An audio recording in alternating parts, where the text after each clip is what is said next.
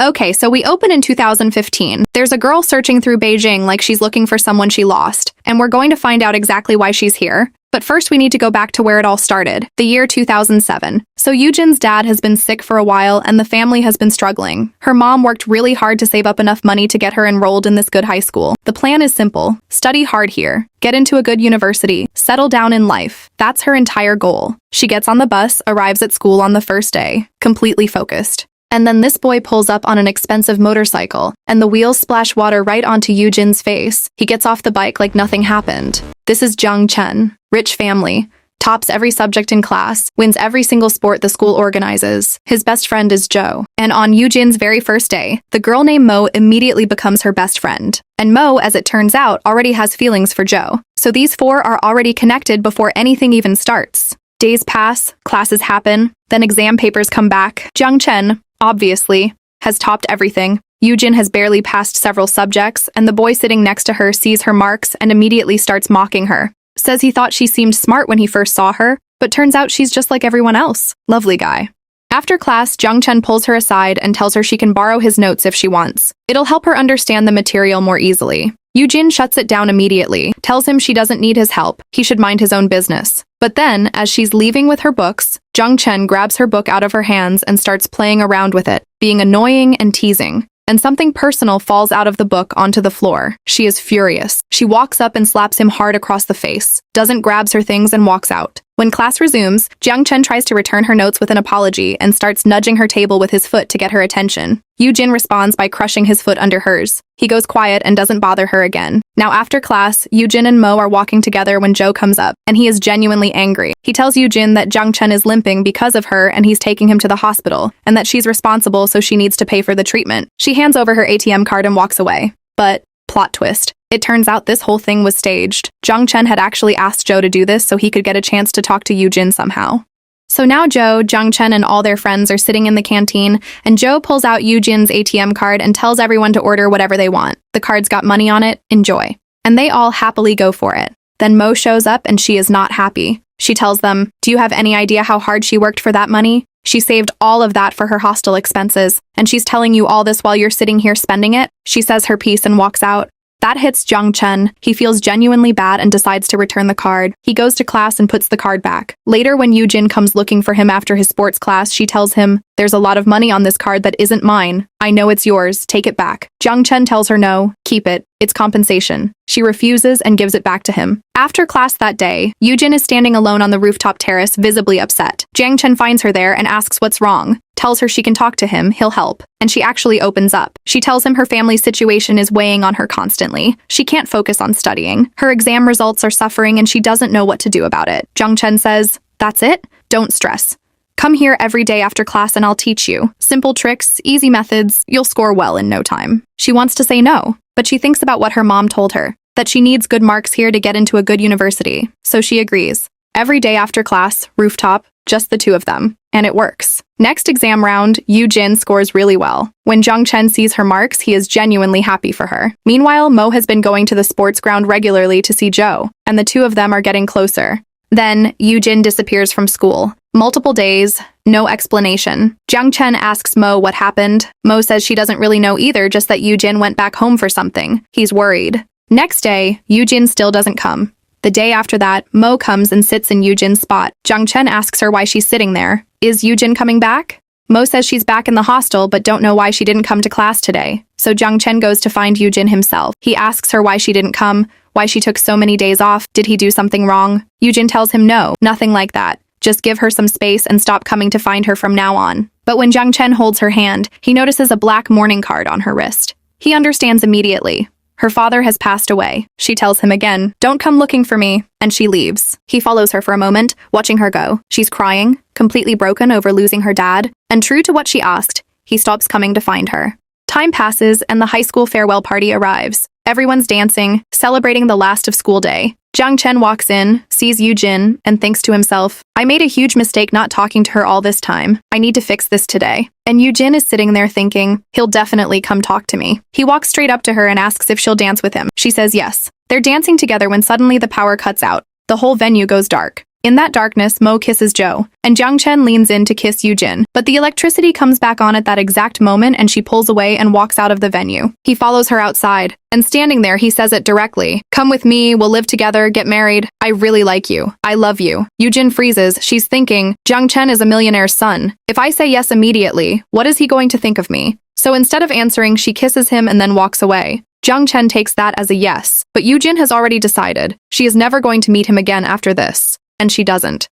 Then comes the year 2009. Yujin is working at a library in the city now, and she's gotten close to a senior colleague named Jiang. He likes her, she's comfortable with him. They share everything about their work lives and a good bond develops between them. One day after finishing her shift, she's waiting outside when someone calls her name. She turns around and it's Chen. He says, last time I saw you was at the farewell. Looks like you've completely forgotten me. She asks what he's doing here. He says, don't think I came here for you, I'm going to the temple nearby. Right then, Jiang shows up. Yujin introduces them.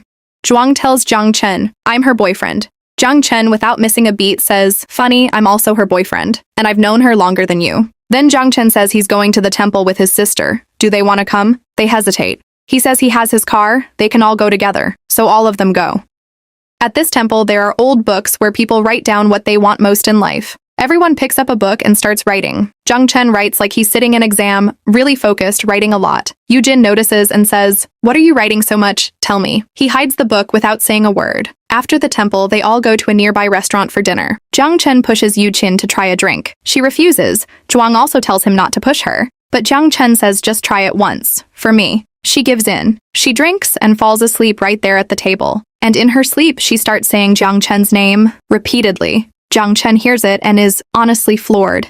She still carries him in her head, even unconsciously. He's happy and heartbroken at the same time. Jiang hears it too, and he is furious. Next day at the library, Jiang is completely cold toward Yujin, ignoring her, not letting her get a word in, clearly still angry about the night before. So Yujin goes and calls Chen and tells him, even though I said no, you made me drink that. And now Jiang has got the wrong idea about me. This is all your fault. Chen snaps. He tells her, I've been waiting for you for years. I've been hoping you'd come one day and say I love you, that you want to be with me. But you're worried about Zhuang's feelings? At the farewell, you kissed me like it was a yes and then completely avoided me after that. That's not my fault. He says all of this in pure frustration. After this whole fight, Yujin tells him, I'm never coming to see you again. And she doesn't. Then in 2011, Mo, Yujin's best friend, is now working as a nurse at a hospital. A patient gets admitted and it turns out to be Joe, Chen's friend, the same Joe she was in love with in high school. They drifted apart after school, but now they're reconnecting. Meanwhile, Yujin goes back to her village to see her mom. Her uncle is there looking after her mother, and for the first time in a while, the three of them are together in the house. Happy, comfortable. Then one day, while Yujin is out walking with her mom, she sees Chen in her village. She's completely thrown off. Why is he here after all these years? He explains that his family has an electrical factory in this area, and he's here for work. They start talking, and he ends up staying at her house that evening. That night, the two of them have a genuinely warm conversation for the first time in years. He looks around and notices some toys and asks about them. Does her family make these? He comments there must be decent profit in it. Yujin tells him no. Actually, they get very little for each toy. He's surprised, that's all. He tells her to forget about the toy for now and just talk to him. It's been so long since they've spoken. Yujin shuts it down. She says these earnings are enough for her family to get by and he wouldn't understand that. She walks inside. But that night, while the whole house is asleep, Chen stays up and starts trying to make one of those toys himself. He has never done this kind of work in his life. He stays up the entire night doing it. Morning comes and Yujin walks outside to find him sitting there, exhausted, holding up a little rabbit toy with completely crooked ears. She bursts out laughing and tells him, okay, fine, I'll accept that you stayed up all night to make this. But look at the ears on this rabbit. You didn't make them right at all. They both laugh. Then she looks at his hands. They're cut and bleeding from working through the night, and something hits her right then. This is a guy from a wealthy family who has never had to do this kind of work in his life, and he stayed up all night doing it just because of her. She starts to truly understand how much he feels for her. Right then, Chen says, why don't you apply for a job in Beijing? Apply there, and if you come to Beijing, we can actually be in the same place. Please do it for me. Yujin says yes. She applies for jobs in Beijing and gives multiple exams but doesn't make it through. Her friend who's been going through the process with her says, why are you only trying Beijing? Shanghai is nearby and there are way more vacancies there. So Yujin applies to Shanghai and gets a job. She calls Chen to tell him. He gets upset immediately. Says she never listens to him. He was counting on her coming to Beijing. The call ends badly. Then shortly after, he calls back. He tells her, I said some harsh things on the phone. I want to talk to you properly. I'm getting on a train right now to come to you. Yujin says, I'm also on a train heading your way. They figure out there's a common junction between them and both get off there. And when they find each other at that station after everything, they hug. Genuinely, happily, like people who have been running in opposite directions for too long. Sometime after this, Mo comes to visit Yujin. She tells her, Joe and I have been in love for years, but now he's getting married to someone else. I don't want to be a problem in anyone's life, so I've decided to go abroad. I just came to tell you before I go. And she leaves. Then we see that Jiang Chen's sister is getting engaged. Jiang Chen brings Yujin to the engagement function. And the man his sister is getting engaged to turns out to be Jiang, the same Jiang who worked with Yujin years ago at the library. Yujin gets a moment alone with Jiang and he tells her, I'm happy settling down here, but I also want to get to a good position in life, and that's why I said yes to this engagement quickly. Hearing this, Yujin starts wondering, if I tell Jiang Chen I like him, will he think the same about me? Will he think I'm after something? She gets really sad thinking about it. Later, Jiang Chen gets a moment alone with his sister. He asks her, do you actually know Jiang well? Why is his sister agreeing to this engagement so quickly without telling anyone in the family properly? If Jiang said yes just for money, what would she do? She defends Jiang, says he's not that kind of person. But then she turns it around. You're asking me this, but can you honestly say that the girl you love loves you for you and not your money? Jiang Chen says, yes, she's not like that. She loves me, not my money. After the function, as they're walking, Yujin tells him, I don't know if what I feel for you is right or wrong, but don't you dare go anywhere. Stay with me always. Jiang Chen tells her, don't ever worry about that. I'm always going to be right here. And they spend a lot of time together after this.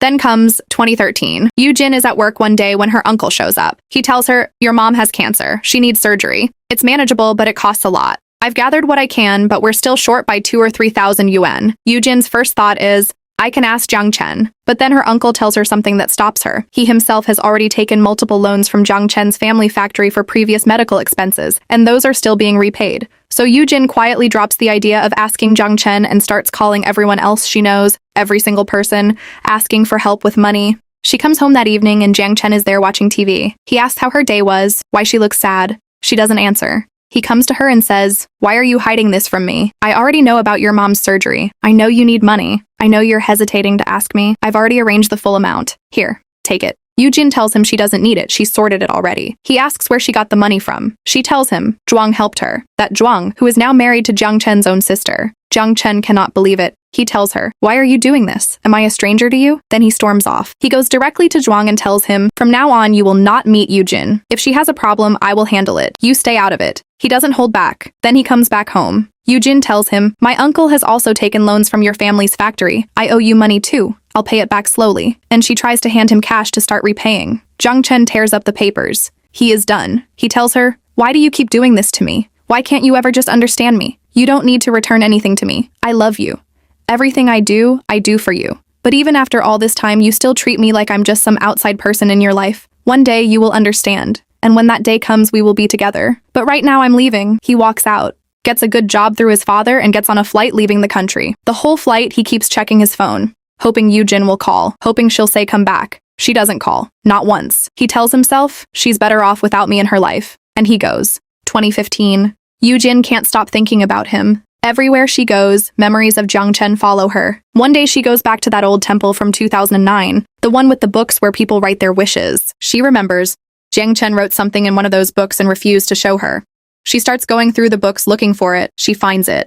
And in that book, written 5 years ago, is her name, written as his wish, his deepest desire. Not success, not money, not anything for himself, just her name, written there 5 years ago, which means he was already certain about her back then, back when she was still running away. And everything she spent years misunderstanding about him suddenly becomes completely, painfully clear. She goes to Beijing. She goes through the big streets, the highways, checking every building and office she can find. And then she finds him. He's still there, still alone, still thinking about the one girl who never quite let him in. This time she doesn't walk away. The thing about this story is that Yujin was never trying to be cruel. She was someone who came from a difficult background and she was scared. Scared that accepting love from someone like Jiang Chen would make her look like she was after his world. And that fear cost them both 8 years. But that rabbit with the crooked ears, that image of him sitting outside in the morning, exhausted, hands cut up, holding that little toy, that's what love actually looks like when it's real. And she almost missed it forever. That's never gone. Go watch it.